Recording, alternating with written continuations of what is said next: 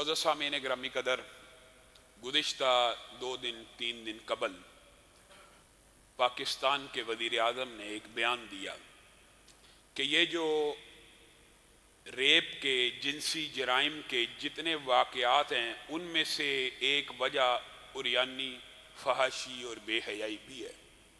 خان صاحب کے اس بیان کی پاکستان کے ہر مذہبی طبقے نے تائید کی، اور یہ خان صاحب نے درست نشاندہی کی ہے، اور یہ نشاندہی خان صاحب نے نہیں کی، یہ اللہ رب العزت نے کلام حمید میں کر دی ہے۔ قُلْ لِأَزْوَاجِكَ وَبَنَاتِكَ وَنِسَاءِ الْمُؤْمِنِينَ يُدْنِينَ عَلَيْهِنَّ مِنْ جَلَابِبِهِنَّ، اے نبی مومن عورتوں سے بھی کہیے، بیویوں کو بھی کہیے، بیٹیوں کو بھی کہیے، مومن عورتوں سے بھی کہیے جب بھی گھر سے نکلیں جلباب اوڑھ کے نکلا کرے۔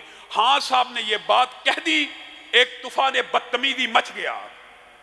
خان صاحب اب آپ غور کریں، آپ کے اصل ہمدرد کون ہیں اور آپ کے اصل مخالف کون ہیں؟ وہ لبرل مافیا جو آپ کی ہر بات کو سپورٹ کرتا تھا، ان میں سے کسی ایک نے بھی آپ کے حق میں بیان نہیں دیا، نہ آپ کو سپورٹ کیا، بلکہ کہا آپ نے یہ تنگ نظری کے اوپر مبنی بیان دیا اور کہا خان صاحب کا بیان خلاف حقیقت ہے۔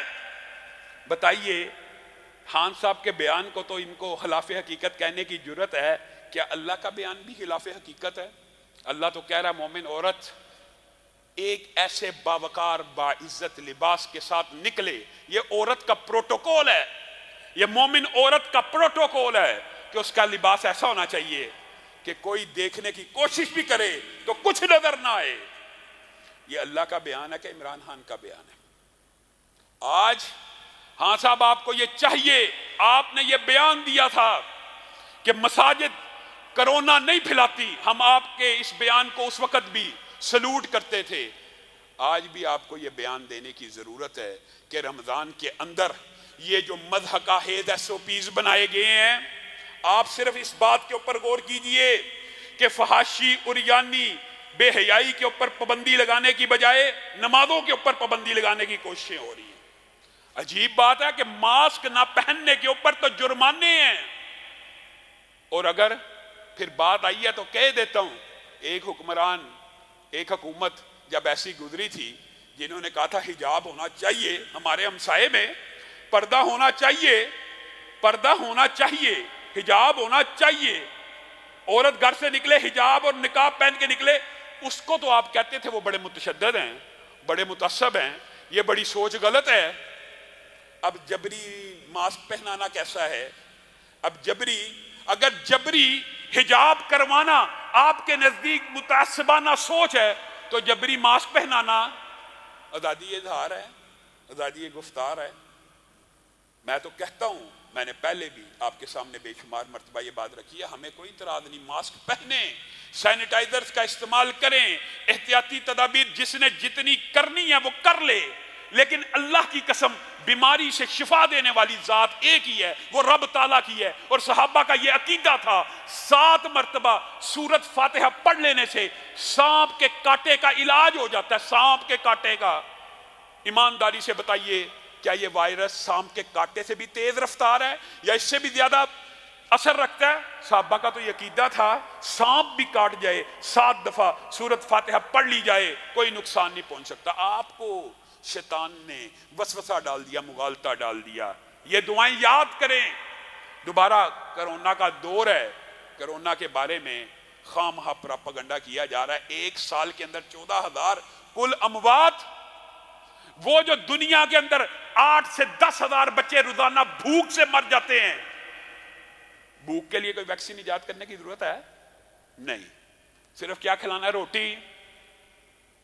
یہ ترجیحات کا فرق ہے، یہاں پہ غور کرنا۔ وہ جو 8,000 10,000 مسلمان اور غیر مسلم بچے بھوک سے مر جاتے ہیں، اس کے لیے تو کوئی شور اور ویلا نہیں، اس کے لیے تو ویکسین کے کوئی نعرے نہیں، اس کی ویکسین تو صرف روٹی ہے۔ اور یہ بیماری جس کا خالق مالک بھی اللہ ہے، جس کو دور کرنے والا بھی اللہ ہے، جس کا شفا دینے والا بھی اللہ ہے، اس بیماری کے اندر لوگوں کے ایمان اور توکل کو ہلا دیا۔ میرے بھائیوں، کچھ وقت اس لیے لے رہا ہوں، ویسے لاک ڈاؤن ہے، آپ کے پاس بھی وقت ہے۔ نبی کریم صلی اللہ علیہ وسلم نے کہہ دیا تھا آج رات بارش ہوئی اور کچھ لوگ مومن ہو گئے، کچھ لوگ کافر ہو گئے ایک بارش کی وجہ سے.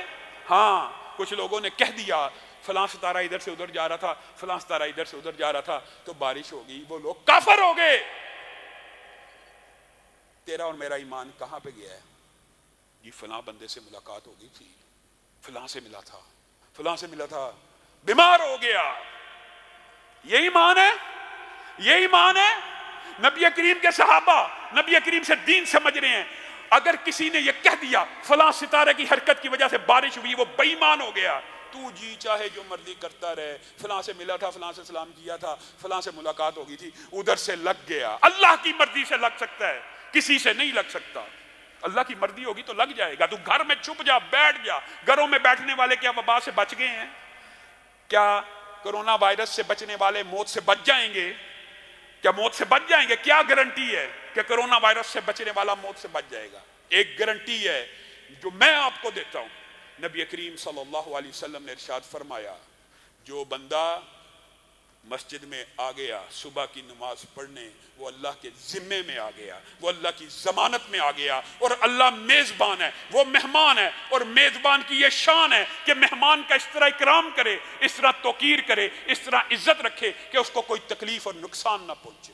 میں آپ کے سامنے رسول اللہ کی حدیث رکھتا ہوں کہ جس بندے نے اعوذ بکلمۃ اللہ التامات من شر ما خلق 3 دفعہ پڑھ لیا، 3 دفعہ صرف، اس کو دنیا کی کوئی مخلوق نقصان نہیں پہنچا سکتی. رسول اللہ پہ اعتماد ہے کہ ویکسین کے اوپر اعتماد ہے. ہم نے یہ تجربہ کیا ہے تحدیث نعمت کے طور پہ. بات آئیے تو کہہ بھی دیتا ہوں، لوگ شور مچا دیتے ہیں. ہم نے یہ تجربہ کیا ہے کہ اعوذ بکلمۃ اللہ التامات من شر ما خلق اتنا مضبوط اور پائیدار اور جاندار وظیفہ ہے کہ کسی کرونا کے آخری سٹیج کے مریض کے اوپر جا کے دم کیا جائے، جب عدد 500 کے قریب پہنچتا ہے تو مریض کی آنکھیں کھل جاتی ہیں. آپ 3 دفعہ کی حدیث ہے، لیکن تجربے اور مشاہدے سے یہ بات سمجھ آتی ہے کہ اگر زیادہ پڑھا جائے تو زیادہ اثر ہے.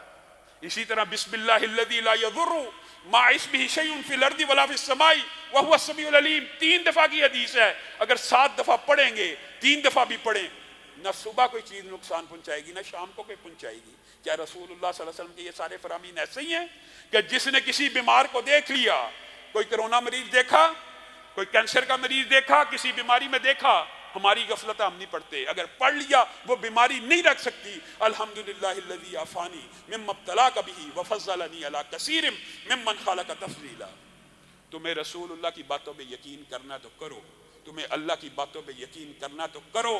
میرے بھائیو، وہ رب جو بیماری دیتا ہے وہی شفا دینے کے اوپر بھی قادر ہے، لیکن مرضی اللہ کی ہوتی ہے. ہاں اللہ یہ بندوں سے چاہتا ہے کہ بندے میری بارگاہ میں آئیں، گڑ گڑائیں، روئیں، صدقہ کریں. بہت سی بیماریاں صدقے سے دور ہو جاتی ہیں. اللہ رب العزت جو کہا گیا، جو سنا گیا